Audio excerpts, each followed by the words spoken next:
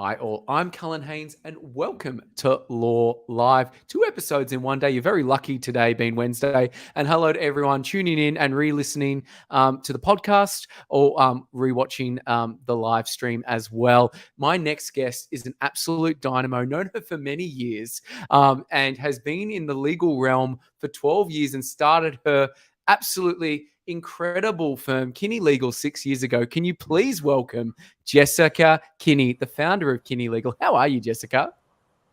I'm well. How are you? I mean, especially after that introduction. Thank you. Please, introductions are most important. I want to let everyone know what an absolute powerhouse we have joining the show. And it's 5:22 to ask any question they can in the stream. We're live, so they can actually say hello and chat to you. So what is happening in your world, Jessica? You know, we were just talking about before, between you and me and the live stream team, we did have a few minutes to have a chat before going on air, just comparing notes about the end of financial year. That's always a bit of a sprint. Uh, Things going well. Business is going well. We're looking at bringing on some new team members, and I, along with everyone else in Australia, we're going over to Europe in the next few weeks. Oh, I am excited. And someone has just said, buongiorno, ragazzi, Gela, Sicily. So there you go. It's all happening. So we've already got some worldwide people tuning in as we speak. And it's probably very timely because. Sorry, go on, Colin. Go ahead. What were you going to say? I was going to encourage you to come over and join us. Italy seems to be the place to be. I'd love to go. Last time I was there was 2020. I went to the Colosseum in Rome. It's such a beautiful city. Did Florence. So yeah, I highly recommend it. If you haven't been, you must go. Absolutely. And on that note of, I guess, having a great work-life balance, being able to travel, as it were, what in this new era of law that we're going through right now, what does career progression, work-life balance, and all those opportunities mean to you? And what are you seeing in the market right now, Jessica? I think it's a really interesting time to look at the market. I mean, we've got AI coming in and stirring everyone's emotions and imaginations. I mean, I started my firm 7 years ago, and that is not a long time ago at all. But even back then, the concept of virtual office spaces and working from home just seemed like a pretty foreign new concept, whereas now that is really old hat. You know, workplace flexibility really should be the standard, not anything exceptional. So I'm really excited for the next few years to figure out what kind of automations, technologies, and better ways of doing things can be achieved, and better ways of treating our people. Because at the end of the day, it's a service industry where we're a whole bunch of brains trying to help a whole bunch of people, and a better focus on how we take care of those brains.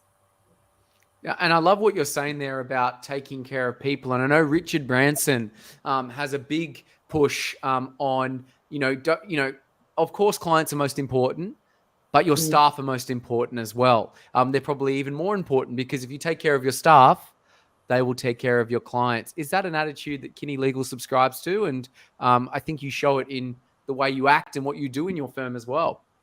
Look, I love that quote that you paraphrased. It's actually in our employee benefits package. It just makes so much sense. Focus on the things that you can control. You can't control a lot of things. You can control what kind of work environment you create for your team, and let the team do the rest. I think that if you're going out there in the moment, so everyone's talking about how difficult it is to fill these job vacancies.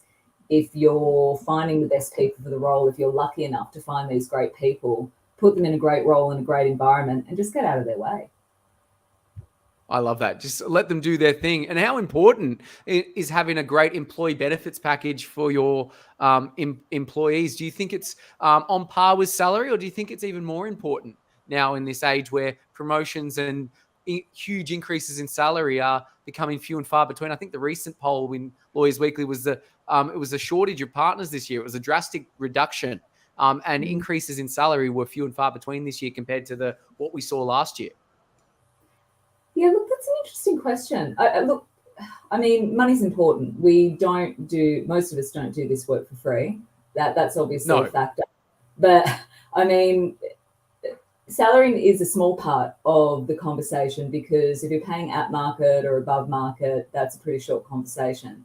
And while money's important, that's not what's going to be lighting your fire, getting you out of bed, making you happy to go to work, and putting yourself in a situation where, you know, you can make the best out of your career opportunities. So I think, look, I think whether or not it's more important than salary probably depends on who you are and at what stage you are in your life. But I think it's a broader, more interesting conversation, because we all should be paying around about the market rates, or explaining why we're higher or lower. It's offering those benefit programs that reflects, you know, the true soul of the place that you're working at, and where, say, smaller operators or alternative operators have their opportunity to shine. Yes, I mean, I know it's a good point. I'm sorry I keep talking over you. We've got a bit of a lag there. But I wanted to jump on this with you because I love what you do with your company as well. Like when we caught up a few months ago, I loved chatting about all of the left of field ways that you just make your environment a great place to work. Yeah, we've got a great team here at LHL, 17 staff. And I think the leadership team with my business partners, Aylin and Andrew, are really, it comes from the top down. And one thing we love to do, no matter what, is we open the day with our morning meeting at 8:45 daily, and we make it fun. We have a riddle of the day. Yesterday, I think we had a Harry Potter quiz. You know, who is your favorite Harry Potter character? Who can you guess that they are? And whether it's that or we do a lending quiz, we always give a coffee card out, because these things are like, you know, excuse the front punch, but they're like hard drugs, right? Like coffee is these people's kryptonite. Employees love it, and it's a great way for them to bond with each other. So who would have thought that a $4 coffee could increase people's, you know, drive and happiness? Like, it's simple. Like, you ask a question in a general meeting, who knows this? You'll get no hands up. You say for a coffee card, who knows this? It's like, whoa! It's just these little hacks that you have to do. And, you know, if more firms embraced the fun and injected some of that in there, imagine what it would be like. Like, I know there's firms out there doing work-life balance breakfast at 6:30 in the morning. Like, let's be real. You're doing that because you don't want to cut into billable hours. But there's firms out there that, like yourselves at Kinny Legal, that really care about their staff and do innovative things. Like your employee handbook, to have that quote from Richard Branson, is a testament to the, you can just tell the heart and soul of your company from the employee handbook. It's incredible. Can I share a story? You've just reminded me of that. When we were putting our program together, and I mean, look, it should always be a work in progress, but there's some things like the, you know, employee benefits, work-life balance. These aren't new concepts. We're just constantly finding new ways of refining it as an industry, as, you know, the world continues to move forward. I love thinking of those left of field ways of injecting some fun, because being good at your job and being happy at work, I feel like there's this assumption that you can't have both. And Correct. I just think that's really not the case. If you're not having fun and you're not in the right environment, you really can't perform at your peak. That's just, you know, that's just the reality. And one thing that we really like to do, and I have a feeling that thinking out loud, I think it was something else you were telling me about that inspired this, is that we've got a surprise and delight award.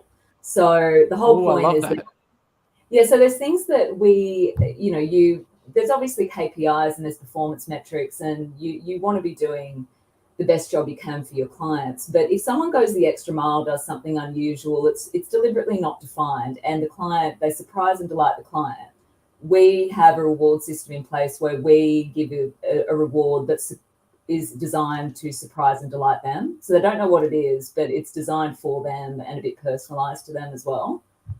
And I think that, you know, yeah, and look, obviously things like bonus, commission structures, all of that stuff that is more formalized, that can be a really important part too. But it's another way of injecting some fun. It's like you gave the client an unexpectedly great experience. We're going to give you an unexpectedly great experience. Oh, I love how it mirrors that. I think that is so good. I really resonate with what you're putting down, Jessica. And very similar. Another thing we got going on is our Legends of Loan Awards, where anonymously everyone votes for who they think is the Legend of Loan for that month, what they did to deserve it, and a runner-up. And they get a prize for both. And what we do is we not only announce who the winner is, but all the comments that people put in. And it really is nice. little memorial for that person for that month, because all their colleagues put in the reasons why they think they're fantastic. And I think we don't hear that enough from our peers. We may think it, but I don't think we share it.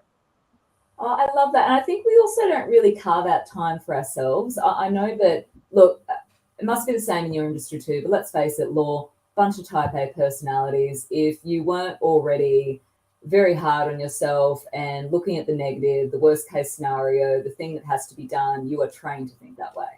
So it's really hard for us to stop and, be grateful for what's happened, mark a milestone. We actually have weekly one-on-one meetings, for example. I carve that out with everyone in the team. And I've actually scheduled it where you have to include in the agenda something you're grateful for and milestones that you're celebrating that are about what you've achieved. And if someone can't put it in for themselves, then we take a pause to go, well, what client feedback have we got? What positive thing? Because otherwise it's always the next thing to be done, the next thing, the thing that needs to be perfected. It only takes an extra couple of minutes, but you just feel the whole mood lift.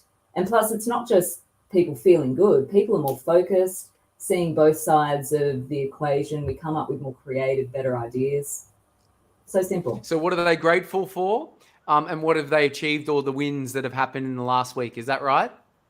Yeah, because a lot of the time those meetings are, this is what needs to be done, this is what needs to be improved, this is my professional development stuff. It's just taking that breath and be with the asterisk that you can say what you're grateful for about work, but you really don't have to. Otherwise, it becomes a bit of an invitation to curry favor with your supervisor. So it's anything. No. It can be grateful for sunshine, coffee, whatever. I love that. I think that's so important. And on that note of self-actualizing, professional development and empowerment is very important. What do you see in the industry, and how does that compare to what's happening at Kinny Legal? So professional development, how? In terms of more traditional? Yeah, I guess like opportunities within the organization, and like obviously everyone, they tell you you need to go to the bigger end of town, and they always have the big firms in there. But obviously it's very different to that, creating that beautiful workplace, which we've called this live stream. How does that compare to the boutique and growing firms like yourselves at Kinny Legal? Yeah, sure. So I'm a big believer in, sorry, my screen's just popped out. There we go, you're back. Look, I'm a big believer in, perfect moment, dramatic pause, back after this break. Yes. Coming back to your question, yes. Your questions, I'm a big believer in taking partnership in forging an agreed career path. I mean, when you fill a role, there's certain expectations, rules, requirements, but I think if you're both invested in a short, medium, long-term career path and there's real transparency around that, look, if it benefits the person, it speaks to their personal strengths, their professional strengths, and it's going to benefit you and the firm. I mean, why wouldn't you do it that way? I think there's a lot more flexibility that can be achieved in the more boutique end because, we're nimble. There's advantages and disadvantages in all decisions across all sides of life. But I do resonate with that because I know when I was going through university, all I heard was large firms, in-house accounting. That's it. I did get the impression that if I wanted to work with great clients on really interesting work, high profile, get the awards, do whatever was important to me at that time, and also to get recognition in my field, I'd have to be in a top tier firm. But that hasn't been my experience. I started winning awards after I left a large firm and started my own firm. And we've been able to work with amazing clients, especially because we work in a niche. And it's in terms of the way that we're able to approach working with clients, practically because we're a smaller firm, if someone comes up with a great idea, we can adopt a fail fast mentality, go, all right, what's the minimum viable product? Here's some permissions, some rope, come back, let us know whether or not it's worked. People can implement their passion projects. The larger a firm is, the more stakeholders there are, the more steering committees that need to be called to decide whether or not that's even going to be approved at some future board meeting. You lose a lot of momentum. It means the person that came up with a great idea has probably lost motivation to implement the idea, even if they get approval. I think there are different career paths and different opportunities that will suit different people. But the real advantage I see with boutique, and the story I don't really hear that should be heard, is that you're somewhat limited only by your imagination when it comes to the career path that you want. If you find a solid boutique firm that is a good skills match and a culture match, they'll be able to sit down with you and give you the mentoring, the support, and the backing to take more ownership over the things that are important for you. And that's really important to long-term satisfaction at work. I agree. I think that's so important. And with that in mind, do you think the firm's culture should be a decision in people choosing to go to a certain firm? Their reputation and prestige is also important. Like, what do you think is the most important element other than salary and the employee benefits? What other things should people be looking at when they choose to work at a given place? Look, we all know culture is important. It's such a difficult thing to define. I tend to think we all work, spend a lot of the time at work. And while we try not to, we probably tend to spend some of our personal time thinking about work. You're going to spend more time at work than you do doing a lot of things in your life. So sure, salary, those more traditional things, absolutely, they need to factor in because you need to finance other parts of your life, but you also need to find a culture that resonates with you long term and that is going to be conducive to your life outside of work. No matter how, I can't remember the exact stats, but there's the boost that you get in terms of job satisfaction after a certain amount of earnings. It's much lower than I expected. I won't quote it because I'll get it hideously wrong, but it's much lower than you'd expect, and then it tapers off, and it's a lot more short-lived than working in a place that you understand, that feels understood, where your vision, mission, values at a personal level align with the company's vision, mission, values. And that can change over time, and if the culture changes or you change, it makes sense that you move on. But I can't think of a thing that's more important, because culture, if it's done well, permeates all aspects of your work. The more traditional aspects, Yes. like the service delivery, and those less tangible things that we all know about, like whether or not, great example, 8:45 a.m. meeting. You have developed a great culture where everyone loves that. They love the trivia. They love the left field fun approach to work. If you get enough people in that environment that don't resonate with that way of working, the culture changes and it becomes a bit awkward, because I think people can sense if the collective changes and everyone's not right or wrong. It's not a right or wrong thing, actually. It's just whether everyone else is on the same page. And if they're not, everyone doesn't feel as good, even if one person might feel entirely aligned with that business. But if they feel like everyone's not on the same page, it's hard to describe what that feeling's like. But I think we've all been there, right? Yeah, it's so true. It's so true. And I think you know in your gut when there's something off. And I've worked at places in my previous lives where, you just feel that when you shine, your superiors don't like it. And it's one of the rules of power, never outshine the master. And there's this weird undercurrent, toxic energy that permeates. It's not a fun culture. It's just something that you get that feeling on a Sunday that you don't want to go into work Monday. And that's the Norwegian feeling. If you get that in your gut, you know you're probably at the wrong place if you get that feeling. Because it's not going to go away with the salary. It's not going to go away with anything else. It's something embedded in the culture. And if you're feeling it, chances are other people are feeling it too. It's really sad what you said before about the outshining rule, because I just kind of think that's the opposite of what leadership should actually be. I mean, agreed. I want people to be smarter and better than me. I've actually said to my team, I don't. them. Yeah, That's correct. I've actually said, like, not many people know that I'm actually a finance broker. I'm not a lawyer, but we look after lawyers. And many people go, oh, I didn't know you were a broker, but we are. For the last 3 years, I've been in the top 100.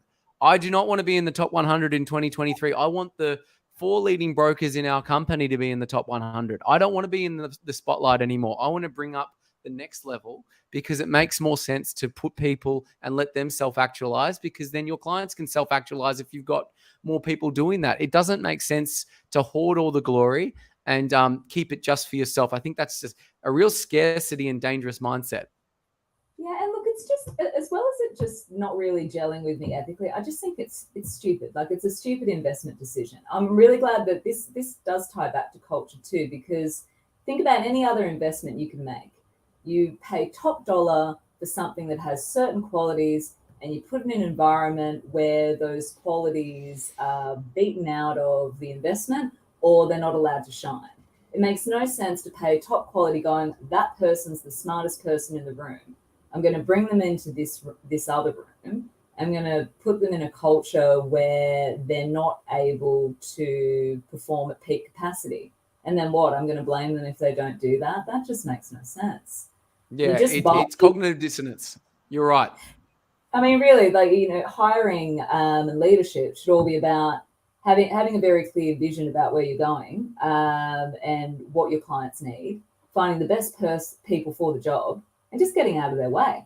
Like, let them be. You need, what's that quote? I can't, and again, I can't remember who this is from, but if you find yourself the smartest person in the room, you should get out of that room. You're in the wrong room. You're in the wrong Yeah. room. Absolutely. And most people I'd want to explain be in that a by room where saying, they feel like they're the smartest, and that's not the room to be in. yeah, the worst thing would be, it's like, all right, I'm going to go pay to get all these really smart people and then put them in the room and pretend they're not the smartest people in the room, or put them in an environment where they can't perform at peak capacity. That's the new quote. It's got to be pithier than that, but that just makes no sense.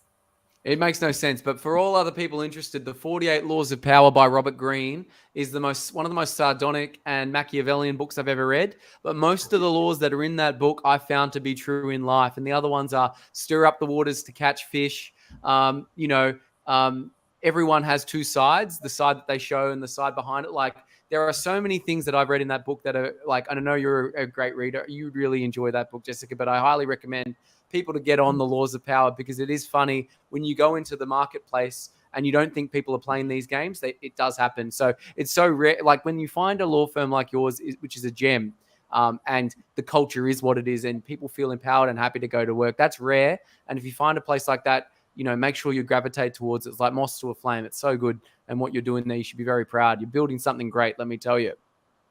Thank you. It's been a really transition. I think when you start out when you're training to be a lawyer, and you're starting out as a lawyer, you're being taught to be a technician. You're being taught to deliver services. And me personally, I'm getting a lot of satisfaction from, yes, having done that, but now creating a beautiful work environment where other people can go in and shine in that space. And it's great to see you doing the same. I think we've got a lot to talk about there too.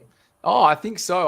Like, obviously, like-minded firms have gravitated towards our staff benefits program because they want to show that they value our staff. And it's been shown in the media that obviously HSF has partnered with us, Landers, and obviously like-minded firms like yourselves there, Kinny, that get it, that, you know what, I don't want to just give a gym membership or random vouchers to our staff that are like $5, $10 that they're not going to get benefit from. Why don't we give them a benefit where they're going to benefit financially from the biggest decision of their lives, which, let's face it, we're all working to self-actualize. And one of the biggest ways to self-actualize is to either buy your own home or investment.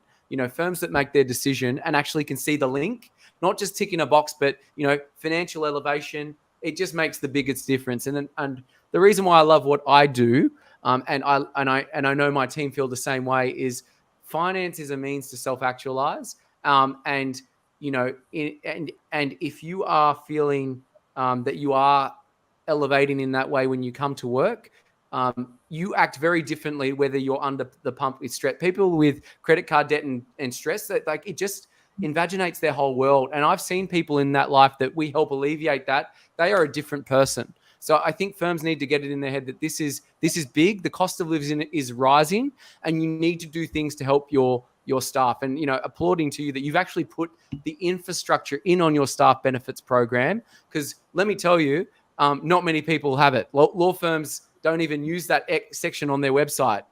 Most of them don't even have it. So the fact that Kinny Legal has it is a testament, and that should be applauded, let me tell you. No, thank you. I mean, look, I really do agree. I think that we need to remember that people don't work in a vacuum. There's all sorts of things. And so, look, us personally, the way that we've structured it is segmenting it down to how can we help you at work, like work environment benefits? How can we help you outside of work, life outside of work benefits? How can we help you financially, rewarding good performance? And there's a few different ways we do that. And then there's also, there's the more general kind of professional development, like forging a career path. So how can we help you today inside and out of work? And how can we help you in the future? And that's also, that transparent way of discussion. People don't need to tell their boss everything about what's going on in their life. But being able to have open discussions about, I'm a person that has a whole range of facets, and having transparent conversations and acknowledging how work and life influence each other, and having a range of supports, which might be employee supports in the way that you approach your team, through meetings, through injecting fun in work like you do with those games. It sounds so simple and straightforward, but I've been surprised at, you're right, a lot of, and I don't know if it is specific to the law industry. It wouldn't shock me if we're a little behind the eight ball. We sometimes are with some things. But it's such small, wouldn't you focus more on the small actions that give you the most benefits? The 80-20 rule, another one of your favorites, I know.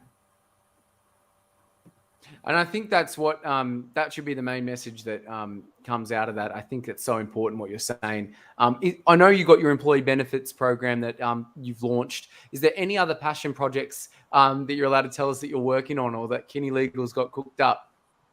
Oh, I do have some passion projects. Some I can tell you about, some I can't. Look, broadly, my personal passion project is just creating the best environment possible where other people are able to be stars of their own projects. So we do have a few projects on the bounce. For me, we do have some projects that I have launched, but it's great being in a space where some of the team are able to take ownership of some things that are in the works as well.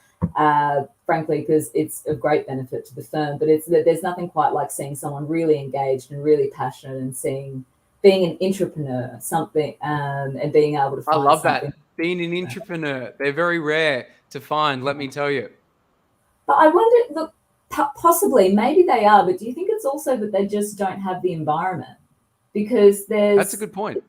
If you've always got messaging around, this is what a good employee looks like, this is the work duties and responsibility, these are the only conversations I'm going to have with you. Like, maybe we've got a lot of sleeping entrepreneurs. Maybe that's going to be the real shake-up of the industry in a few years. It's not going to be AI. It's going to be a whole bunch of people being in better environments and just coming up with some crazy ideas and changing the industry that way. No, I don't know. Absolutely. I think you're onto something there, Jessica. I think you're onto something. Yeah, the sleeping entrepreneur within. That'll be our next episode. That'll be the next episode. Sleeping entrepreneur.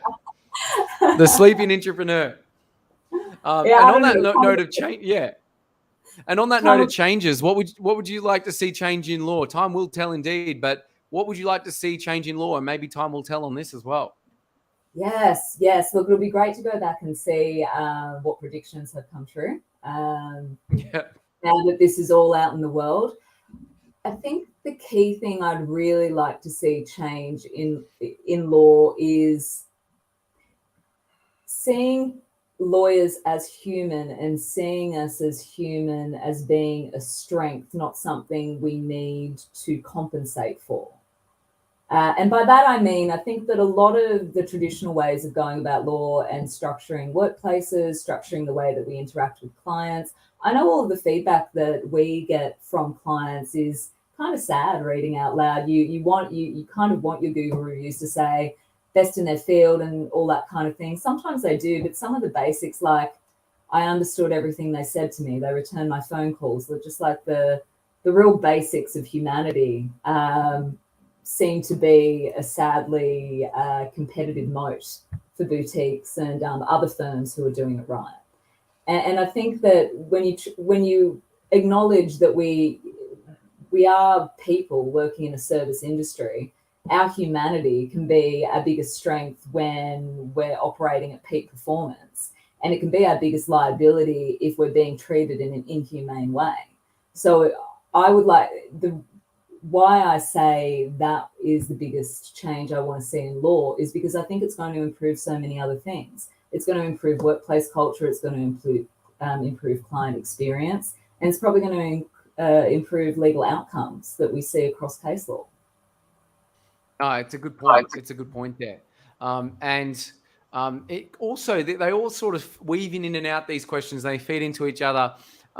Professionals, lawyers, aspiring lawyers tuning into our podcast live stream right now or listen to it in a couple of days' time, what major lesson would you like them to walk away with?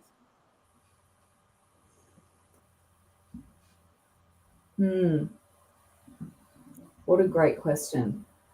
I think at the moment, with what's gone on and what is going on, there's a lot of panic and a lot of confusion about where we are socially, professionally, financially, with everything that's going on in the markets.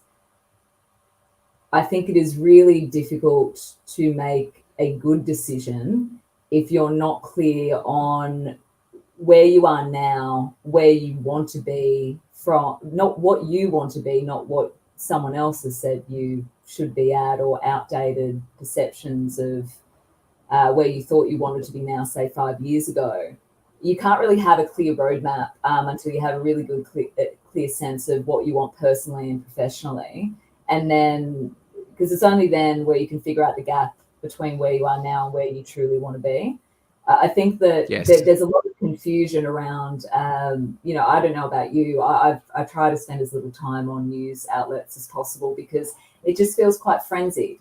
And I think if you don't have clarity, you get confused and then you become fearful and you can't make good decisions from fear. No, that's a good point. And it reminds me of a book I read, Power versus Force. When you lead with fear, it's very different to empowering your team and those around you. Fear, those that lead by fear, the system is built on very rocky foundations and usually don't last. And we've seen that all throughout history. Tyrants and dictators that are not around now because of that. You can't lead by fear forever, and it's not a valid strategy. But look, this has been a great talk. And look, I'd love to encapsulate more time, but it's getting to the end. But when all is said and done, this is a bit morbid, it may be there, Jessica, but I'm going to ask it anyway. When all is said and done, how would Jessica Kinny like to be remembered? Ooh. Gosh, that is a big call. I can see why you left it to the end.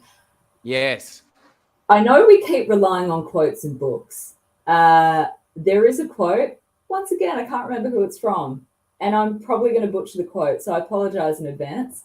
And I encourage you to Google it so you can figure out the exact words. But there's a quote I love that says that's to the effect, either live a life worth writing about or write something worth reading. So I would like to live an extraordinary life, so much so that it would be worth writing about. That's how I try to base all of my decisions. What's going to lead back to an extraordinary life? Oh, I think Ben Franklin said that one. So well done there, Jessica. That's a good quote. You're an encyclopedia. Thank you, Colin. Although I will fact check you after this. Fact check me, please. Ben Franklin and all those listening, check if I'm right. But thank you so much for tuning in. We will bring you back for some more bonus questions. But where can people find you? Where are you hanging out the most there, Jessica? Oh, look, I am on LinkedIn. That is my main media outlet. So I'm quite active there. Not quite as active as you. I mean, you're a machine.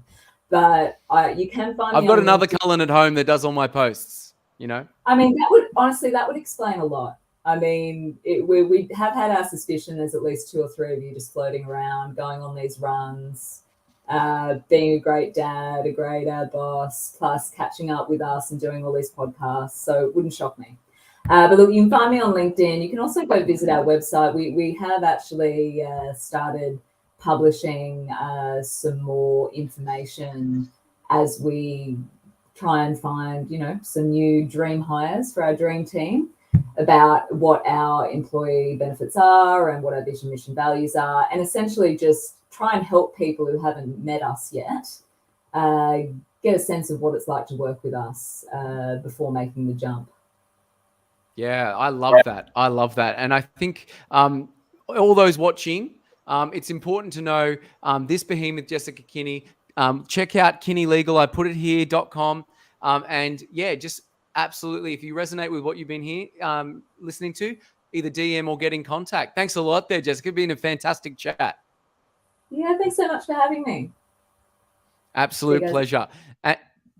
And if you know a legend of law, or you yourself are a legend of law, please get in contact. We come out every Wednesday, and we will be putting this on the podcast later tonight, and we stream wherever you get your podcast as well. And if you are an aligned firm that believes in your staff and employees and want to know more about our staff benefits program, please get in contact as well.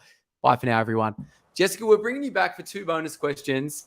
How would you explain your role and what you do at Kinny Legal to a 6-year-old?